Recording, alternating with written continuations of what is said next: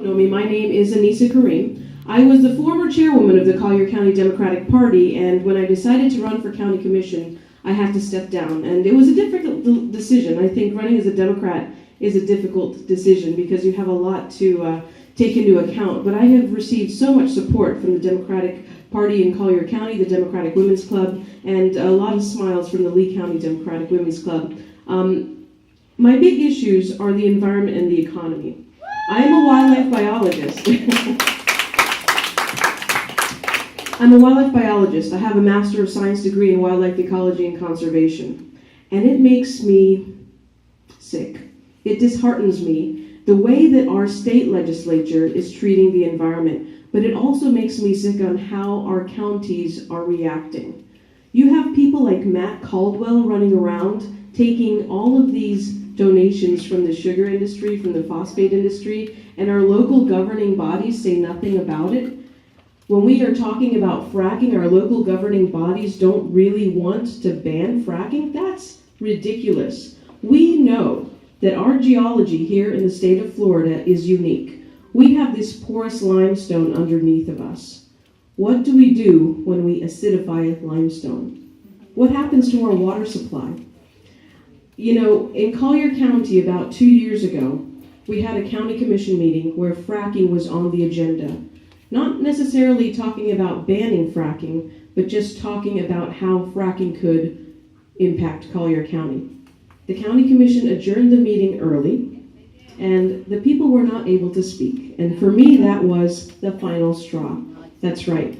It is unconscionable that in this state, in this country, when you have a public meeting and you have an agenda item, you prevent people from speaking. And they used a legal technicality, but really they prevented hundreds of people of speaking about an issue like water quality, something that affects all of us. Now, believe it or not, Republicans need clean water too, okay? Libertarians need clean air as well. These are not issues that are going to benefit only Democrats. But these are the issues that recently Democrats are the only ones fighting for. Years ago, you know, I've lived in Florida since I was 5 years old, and that's a long time. And I've lived on the West Coast since 1998. And the environment, the protection of the environment never used to be a partisan issue. It is now. It is now, and that really scares me because making it a partisan issue means that half of the population has already decided that they are against environmental protection, and that is so dangerous. Lee County is the 8th fastest growing county in the United States. Collier County is the 10th fastest growing county in the United States. We are going to see change like we've never seen before. I can't believe that we're still talking about impact fees. It is happening. It is happening. And why we as local governments can't accept the fact that we need to, one, pay for this growth, but we also need to think about this growth. I am not against growth. What I am against is the dichotomy of the people that govern that say, oh, we're not going to East Coast the West Coast. But every decision they make means that we're East Coasting the West Coast. We need to understand where our water is coming from and where it's going. We have to understand that our natural areas, our healthy, functioning natural areas, contribute to our quality of life. I want to be able to turn on the faucet and get a clean cup of water today and in 40 years. I want that water to be safe, accessible, and affordable, not only for me, but for everybody. And we do that by bringing green jobs to the state of Florida and to Southwest Florida. We do that by making sure that when we pay for industries to come into our county, our good tax-paying dollars, that those industries don't denigrate our natural areas. We do that by making sure, if we're going to spend money on making sure that these industries are coming in, that they're providing jobs higher than minimum wage, and that they're paying jobs that will benefit our economy and our environment in the long run. So I'm being squawked at. I went over just so I could be squawked at, but I've got 3 minutes for questions. I will take the liberty of taking 20 seconds of that 3 minutes just to tell you that if you want to learn more about me, please pick up one of my half-page bios in the back. And I would be honored if you would consider donating to my campaign. I have these blue envelopes in the back if you would grab one on your way out or go to my website, AnisaKarim.com, hit the donate button. I would love to accept your money. So who's got questions for me? Yes. What can you do to advocate for solar in this Sunshine State? So advocating for solar, that is something that we need to do not only in Collier and Lee County, but statewide. And I believe that that's something that John's going to have to do in the state legislature, because this is one of those issues that will, because the solar grid will actually probably go between counties. It is a multi-county issue. This is something that Rick Scott's legislature needs to work on, and that should scare you, Rick Scott's legislature. This is why we need to elect people like John. The good news is this is Rick Scott's last term. We have to make sure that he's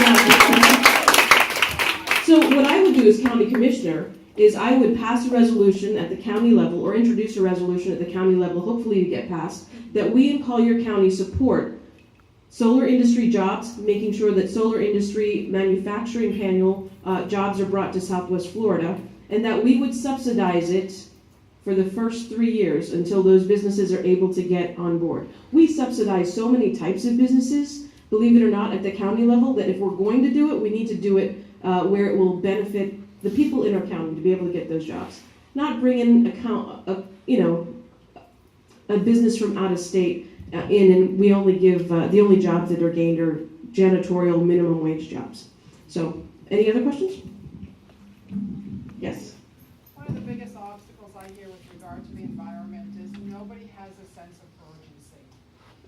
Many people are just complacent in a way that is affecting decision making. Yeah. So how would you, people will rise to the occasion, especially Democrats, we rise to the occasion. But, so how would you create a sense of urgency? The sense of urgency has to come with people's ability to recognize their sense of place. When we start building and we start looking like Anywhere USA, you lose that sense of community character, that you lose that sense that the community that you live in is unique from other communities, and then you start losing that sense of urgency. One thing we must do is to show people, to educate people, that our natural environment, especially the quality of our water, especially the way in which we manage our natural areas, is so important to our quality of life that if we don't act on it now, we will lose it forever. We have to show people what it's like to live in industrial counties, in industrial states, in industrial parts of the world, where people have to put bandanas over their face. I mean, the urgency comes when people start paying attention. So that is our biggest challenge, is to get people to start paying attention. But they care about their kids, they care about their quality of life, and they care about their health. So when we can connect those dots, that's when we increase the sense of urgency. So I've been squawked at, but Jim's got a question. When are you running for governor?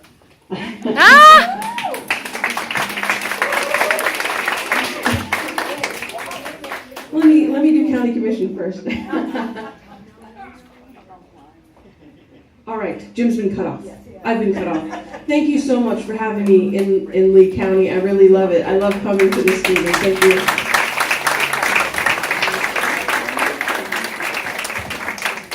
Told you she was a dynamo. All right, now you get to meet the